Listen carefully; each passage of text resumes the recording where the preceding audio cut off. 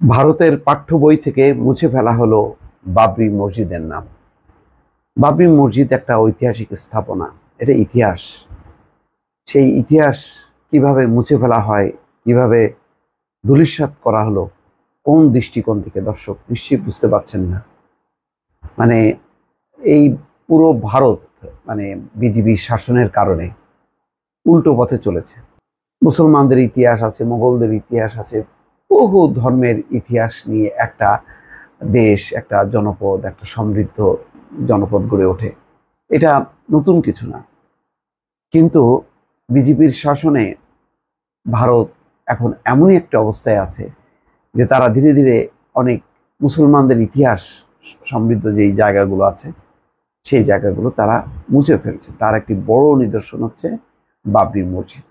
বাবরি মসজিদকে ঘিরে ভারতের 20 কোটি মানুষের আবেগ অনুভূতি শুধু না, সারা বিশ্বের মুসলমানরা জানে যে এই বাবরি মসজিদ কিভাবে ধ্বংস করা হয়েছে এবং সেখানে রাম মন্দির নির্মাণ করা হয়েছে। তার ফলাফলও পেয়েছে বিজেপি।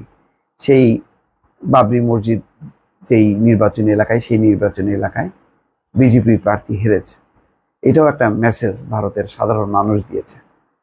কিন্তু সেখান থেকেও শিক্ষা হয়নি। এখন যে খবরটা ভারতের পাঠ্য বই থেকে মুছে ফেলা হলো, তার মানে ভারতের এখনকার প্রজন্ম জানুক যে সেখানে একটা বাবরি মসজিদ ছিল, কিভাবে ছিল, পরে কিভাবে সেটা ধ্বংস করা হলো, সেই ইতিহাসটা তারা চাপা রাখতে চায়।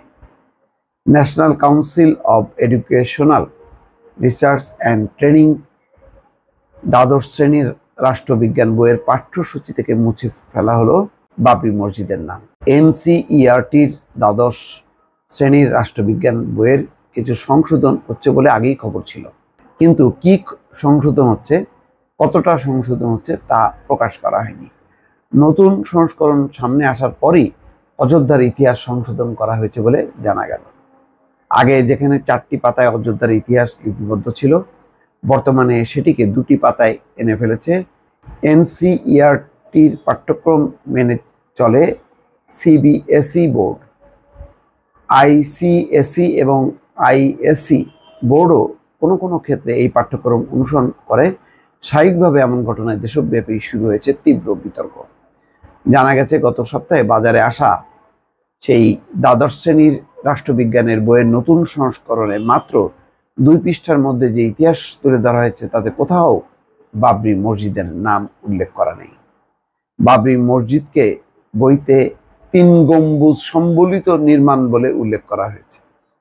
শুধু তাই নয়, গুজরাতের সোমনাথ থেকে অযোধ্যার উদ্দেশ্যে যে রথযাত্রা বের করেছিল বিজেপি, তার কোনো উল্লেখ নেই বইয়ে। উল্লেখ নেই কর সেবকদের তাণ্ডবের। 1992 সালের 6 ডিসেম্বর বাবরি মসজিদ ধ্বংসের পর যে সাম্প্রদায়িক দাঙ্গা বাঁধে তাও সরিয়ে নেওয়া হয়েছে। বিজেপি শাসিত রাজ্যগুলোতে সেই সময় রাষ্ট্রপতি শাসন জারি হওয়া কিছুই আর নেই বইয়ে। আগের সেই রাষ্ট্রবিজ্ঞানের বইয়ে উল্লেখ করা হয়েছিল বাবরি মসজিদ 16 শতকে নির্মিত হয়েছে। বইয়ে লেখা ছিল মুঘল সম্রাট বাবরের সেনাপতি মীর বাকি সেটির নির্মাণ করেছিলেন। বইয়ের নতুন সংস্করণে বাবরি মসজিদের নামই উল্লেখ করা হয়নি এক জায়গাতেও, বরং লেখা হয়েছে 1528 সালে শ্রীরামের জন্মস্থানে 3 গম্বুজ সম্বলিত একটি নির্মাণ গড়ে তোলা হয়েছিল, যেখানে হিন্দু ধর্মের বিভিন্ন প্রতীক চিহ্ন দৃশ্যমান ছিল। কাঠামোর ভেতরে এবং বাইরে হিন্দু সৌধের ধ্বংসাবশেষ দেখা গিয়েছে। বইয়ের আগের সংস্করণের বাবরি মসজিদ ধ্বংস এবং সংঘর্ষের উল্লেখ ছিল, তবে নতুন সংস্করণে লেখা হয়েছে অযোধ্যা নিয়ে বিজেপির আফসোসের অন্ত ছিল না। পুরনো সংস্করণে লেখা ছিল ফৈজাবাদ আদালতের নির্দেশে 1986 সালে ফেব্রুয়ারি মাসে বাবরি মসজিদের তালা খুলে দেওয়ার পর 2 পক্ষের মধ্যে গোলমাল দেখা দেয়।